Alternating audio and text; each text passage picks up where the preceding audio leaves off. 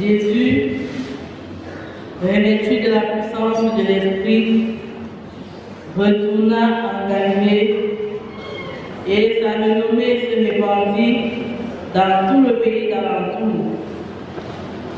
Il enseignait dans les synagogues et il était glorifié par tous. Et tous lui rendaient témoignage. Ils étaient étonnés des paroles de grâce qui sortaient de sa bouche. Et ils disaient, n'est-ce pas le fils de Joseph? Amen. Amen. Peuple de Dieu, bonjour. Et bon dimanche à tout le monde. Parler d'une personne, c'est dire ce qu'elle a fait. Parler d'une personne, c'est également dire ce qu'elle est. Parler d'une personne, c'est donner une opinion à propos de sa vie, de son comportement, de ses responsabilités, de sa position sociale, de sa famille, etc. Jésus, revêtu de la puissance de Dieu, retourna à Galilée. Il y avait de cela 40 jours qu'il se rendait au désert, rempli de l'Esprit Saint, qui venait de recevoir le cœur à travers son baptême. C'est dans cet esprit de Dieu qui le poussa au désert pour un moment d'intimité et de communion profonde avec Dieu. Avant cela, il était certes connu de ses contemporains, puisqu'il avait été annoncé et accueilli. Mais jusque-là, son passage sur la terre n'était qu'à l'introduction. Et même s'il avait déjà eu à côtoyer certaines ou plusieurs personnes de part et d'autre, ce n'était encore qu'une prise de contact. Le temps des grandes réalisations n'était pas encore arrivé.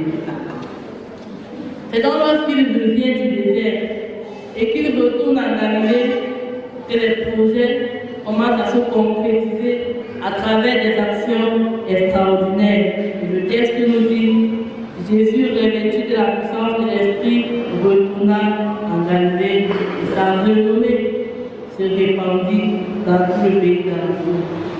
Jésus avait une renommée, cela signifie qu'il était une personne importante. Comme on dit en anglais, les VIP, very important personality. Cette renommée se répandait de personne en personne, de famille en famille, de village en village, au fur et à mesure qu'il accomplissait des œuvres miraculeuses. Ça ne restait pas dans le cadre de Galilée, mais ça se répandait au-delà des frontières. En fait, la renommée, c'est une réputation. La renommée, c'est la célébrité, c'est la popularité. Et dans une certaine mesure, c'est le témoignage. Être une personne de renom, c'est être célèbre, être populaire, être une personne dont la multitude témoigne en bien ou en mal.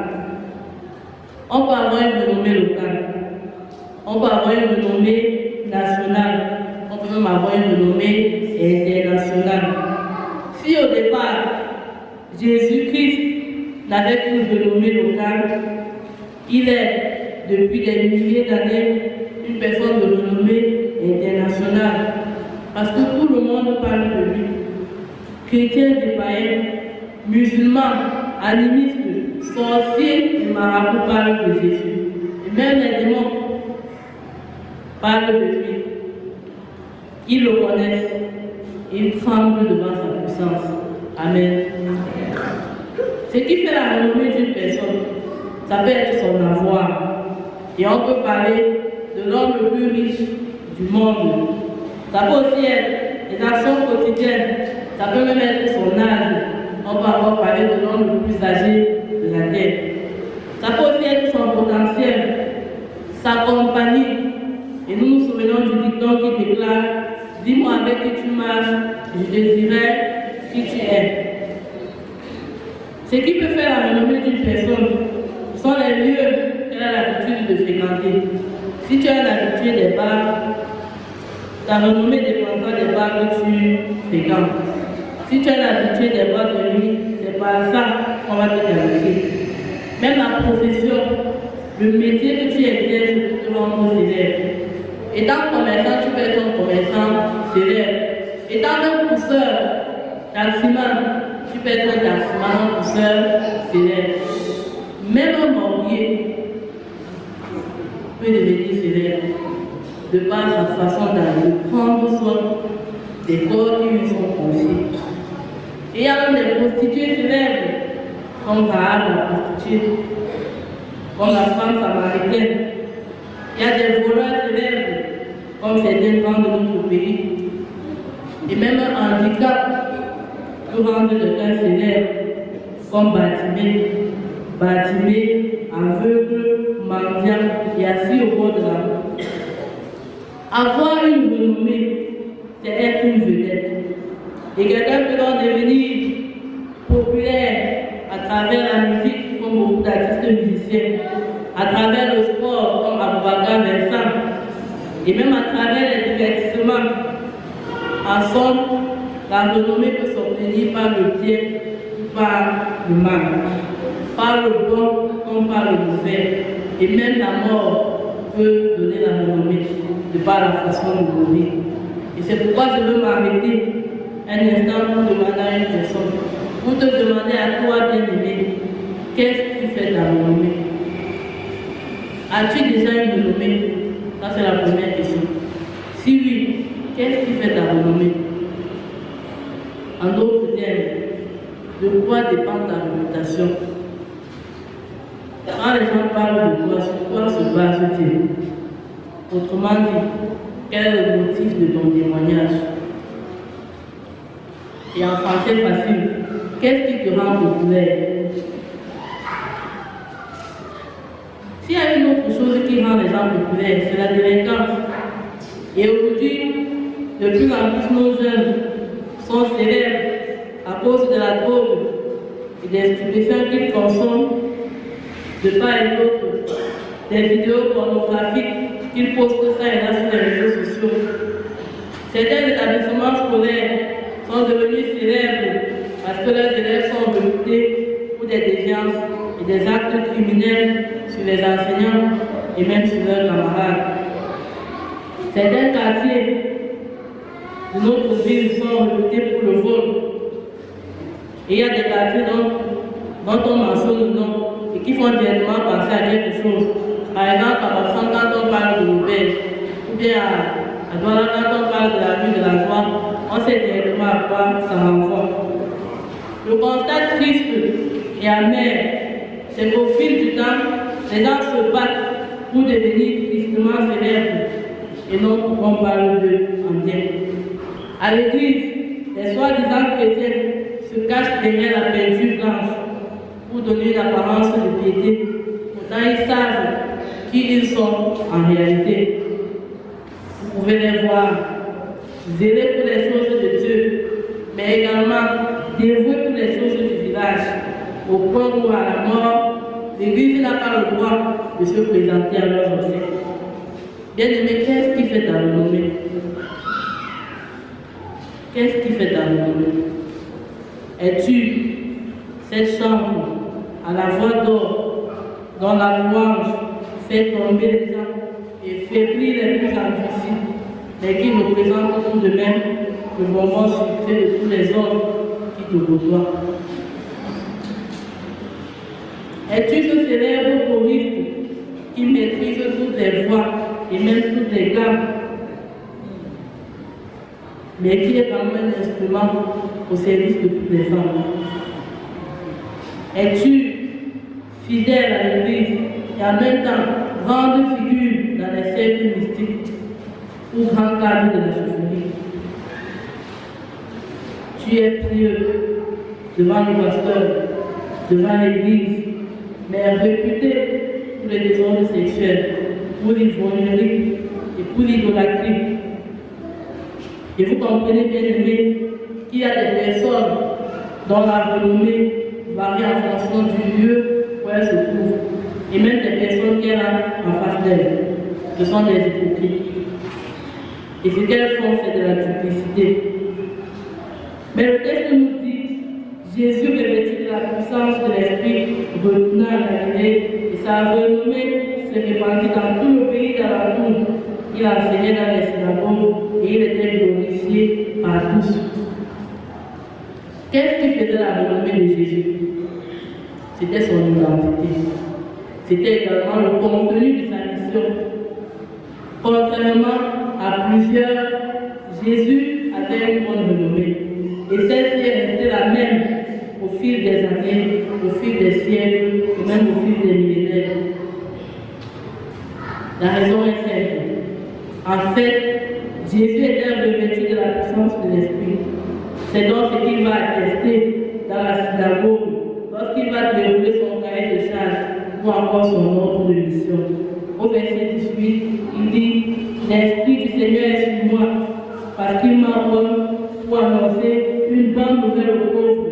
Il m'a envoyé pour guérir ceux qui ont le cœur brisé, pour proclamer aux captifs la délivrance et aux aveugles le recouvrement de la vue, pour envoyer l'homme libre des opprimés, pour publier une année de grâce du Seigneur. » Quelqu'un d'autre aurait pu le faire.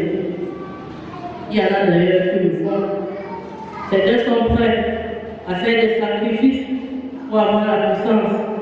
Il y en a qui vont chercher le pouvoir dans les eaux, sous les arbres, chez les féticheurs, pour venir à l'église et chercher à impressionner qu'on parle d'eux.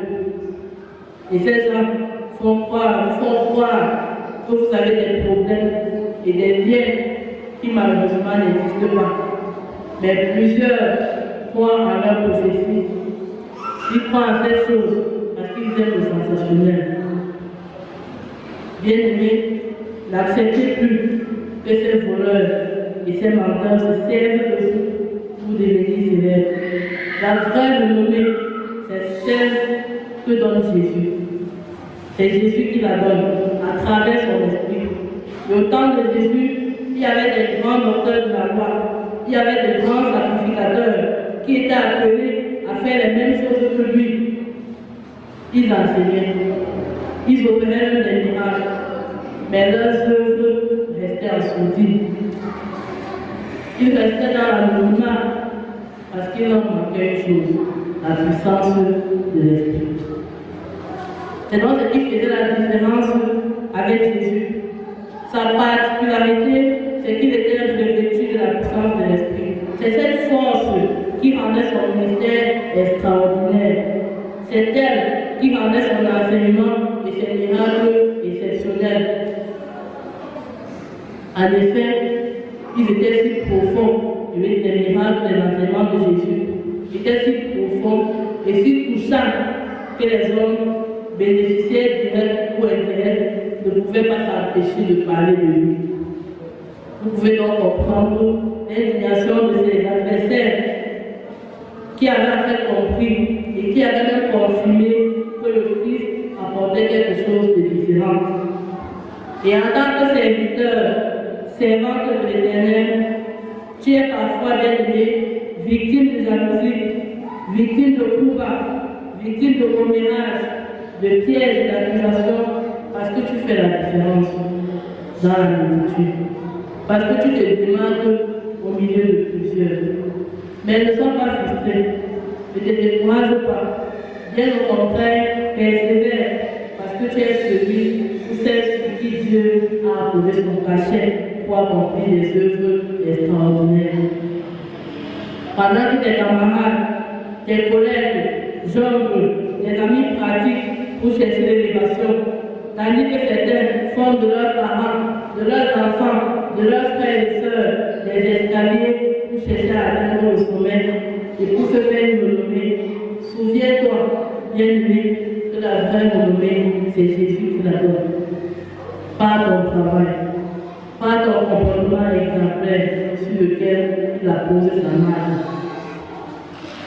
Si jusqu'à nos jours, les actes des apôtres sont restés d'actualité, c'est parce que ceux-ci ne faisaient pas en leur nom. Ils ne travaillaient pas par leur force, mais par la puissance de l'esprit. Donc ils étaient revêtus. Si les œuvres d'un grand homme de foi, comme Martin Luther, le réformateur, sont restées remarquables du XVIe siècle à nos jours, c'est tout simplement parce qu'il était revêtu de la puissance de l'Esprit. Et si les agents de réveil, comme William Booth, Billy Graham, Rick Warren, sont restés de grandes figures de l'histoire chrétienne, c'est parce que le Saint-Esprit était la force qui portait leur ministère. Je dirais même que le Saint-Esprit œuvrait au travers de nous. Alors, mon frère, ma soeur, arrête de chercher à te faire une renommée à travers les choses stériles et éphémères de ce monde. Et laisse-toi revêtir par la puissance de l'Esprit afin d'avoir une renommée, une réputation, une popularité qui donne gloire au Seigneur Jésus. Notez bien, être revêtu de la puissance de l'Esprit ne signifie pas devenir un faible. Ce n'est pas parce que tu es revêtu de la puissance de l'Esprit que tu as appelé à tout faire. Puisque Dieu qui appelle met en chacun une vision de sa vie. Il met en chacun une vision de son ministère. Il appelle chacun pour une tâche précise. C'est pourquoi l'apôtre Paul, s'adressant aux Corinthiens, leur faisait comprendre que les membres de l'Église sont comme les membres d'un corps. Pour cela, chacun a son rôle à jouer. Car les dons sont offerts par le baptême du Saint-Esprit. Il est donc possible pour toi de te faire une renommée à travers le don que tu as reçu de l'Esprit. Mais ce n'est pas à toi de te forcer ou de t'efforcer pour qu'on parle de ta personne. Si oui, ça devient de l'orgueil, ça devient de la vandalisme.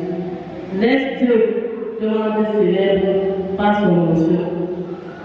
Et je vais citer à cette recommandation de l'apôtre Paul en Romains 12, du verset 6 au verset 8.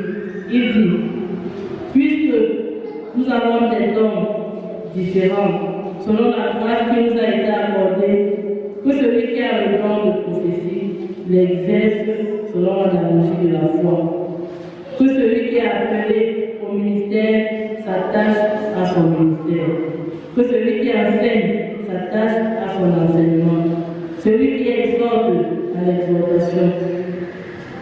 Que celui qui donne le fasse avec libéralité. Que celui qui préside le fasse avec zèle. Que celui qui pratique la miséricorde le fasse avec joie. Mais que chacun, avant de faire quoi que ce soit, se laisse d'abord revêtir par la puissance de l'Esprit, afin que son ministère soit un témoignage qui glorifie le Seigneur. Que Dieu bénisse en sa parole. Amen.